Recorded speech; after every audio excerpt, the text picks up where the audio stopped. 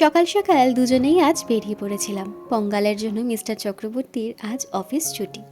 পঙ্গাল সম্বন্ধে অনেকেই হয়তো জানো না, এটা দক্ষিণ ভারতের জনপ্রিয় একটি উৎসবের মধ্যে কিন্তু পড়ে। পঙ্গাল মূলত সূর্যদেবকে ধন্যবাদ জানানোর উৎসব। ভালো ফসলের জন্য সূর্যদেবের কাছে কৃতজ্ঞতা জানানো। ভালো করে লক্ষ্য করলে দেখতে পারবে অনেকের হাতেই কিন্তু আখ আছে, আবার অনেক দোকানে আখে কিন্তু সাজানো দোকান। এরও কিন্তু একটা কারণ আছে। প্রথমেই বললাম পঙ্গাল মূলত সূর্যদেবকে ধন্যবাদ জানানোর একটা উৎসব।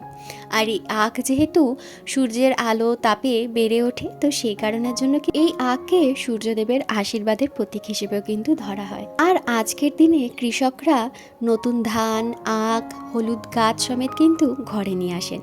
আমাদের মকর সংক্রান্তিতে যেমন নতুন চালের গুঁড়ো বা নতুন গুড় দিয়ে পিঠে বানানো হয়, বা তুলসী তলায় পিঠে বা ছাপ দেওয়া হয়, এখানেও কিন্তু সেরকম একটা নিয়ম আছে। এখানে মাটির হাঁড়িতে নতুন চাল, নতুন গুড় আর দুধ দিয়ে কিন্তু পঙ্গাল রান্না করা হয়, যেটা অনেকটাই আমাদের পায়েসের মতন খেতে লাগে। আর যেই হাঁড়িতে পঙ্গাল রান্না করা হয়, যখন এই হাঁড়ি উপচে ওঠে তখন কিন্তু সবাই বলে পঙ্গাল ও পঙ্গাল। আর এই আজকের দিনে সবার ঘরের সামনে কিন্তু খুব সুন্দর করে রঙ্গোলি দেওয়া হয়, আর যেটার মেন থিম থাকে এই পঙ্গাল। ভালো করে লক্ষ্য করলে দেখতে পারবে সব রঙ্গোলির মধ্যে মেন একটা জিনিস কিন্তু রয়েছে, মাটির হাঁড়ি আর তার থেকে উপচে পড়া কিছু খাদ্য।